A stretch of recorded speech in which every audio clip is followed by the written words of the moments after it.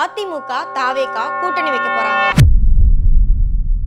கரூர் அசம்பாவிதத்துல திமுகவோட நிர்வாக தோல்வி இருக்கா இல்லையா? இவ்வளவு கூட்டம் இருக்கும்போது யார் தண்ணீர் பாட்டில் கொடுக்கணும்னு விவாதம் பண்றதுக்கான நேரம் இதுவா? இந்த மாதிரி நிறைய கேள்விகள் சமூக வலைத்தளங்கள்ல மாறி மாறி ஒரு விவாத பொருளாவே இருக்கு. ஆனா ஆளும் கட்சியோட தவறுகளையும் ஆளும் கட்சிகள் மறைக்கிற விஷயங்களையும் சுட்டிக்காட்ட வேண்டியது யாரோட பொறுப்பு? அந்த பொறுப்பும் கடமையும் எதிர்கட்சிக்கு இருக்கு, எதிர்கட்சி தலைவருக்கு இருக்கு. அததான் எதிர்கட்சி தலைவர் எடப்பாடி கே பழனிசாமி அவர்கள் சரியா பண்ணிருக்காங்க. கரூர் ரவுண்டானா பகுதியை ஏன் கொடுக்கல?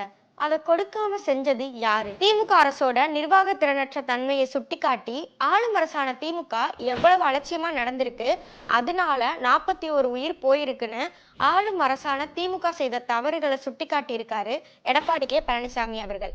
இதுல அரசியல் செய்யறதுக்கு எதுவுமே இல்லை. ஏன்னா விஜய்க்கு ஆதரவா பேசினா விஜய்க்கு தான் அனுதாபம் கூடுமே தவிர அதிமுகவுக்கு இதனால எந்த பலனும் இல்லைன்னு தான் சொல்லணும். திமுக அரசோட நிர்வாக சொதப்பல்களை துணிச்சலோட பேசுற ஒரு கட்சி தான் அதிமுக. அதனாலதான் அதிமுகவை மக்கள் இவ்வளவு நம்புறாங்க. இதுவே விசிக கட்சி கூட்டத்துல ஒரு அசம்பாவிதம் நடந்திருந்தாலும், வேற எந்த கட்சி கூட்டத்திலையும் இந்த மாதிரி ஒரு அசம்பாவிதம் நடந்திருந்தாலும் அதிமுக அரசு அதில் இருக்கும் தவறுகளை கண்டிப்பா சுட்டி காட்டியிருப்பாங்க.